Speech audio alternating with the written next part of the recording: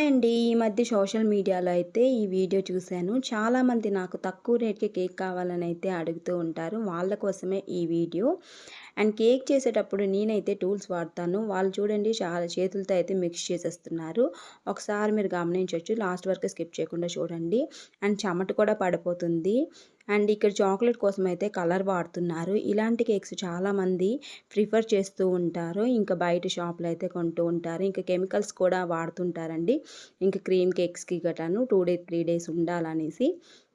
And ఒక్కసారి కొనే ముందు ఒకసారయితే ఆలోచించండి. అండ్ నేనైతే షాప్ కన్నా తక్కువ కాస్ట్‌కే ఇస్తుంటాను కానీ, చాలామంది నా కేక్స్ అయితే ప్రిఫర్ చేయరు. మా చుట్టుపక్కల వాళ్ళే చాలామంది తెలుగు వాళ్ళున్నారు గానీ, వాళ్ళు కూడా నా కేక్స్ అయితే ఎప్పుడు కూడాను ఆర్డర్ చేయరు. నాకు ఎక్కువగా బెంగాలీస్ అయితే ఆర్డర్ అయితే చేస్తూ ఉంటారు.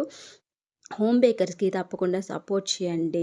అండ్ ఈ వీడియో చూసాకైనా మీకు అర్థమవుతుందనేసి అయితే నేను అనుకుంటున్నాను. అండ్ వీడియో నచ్చితే తప్పకుండా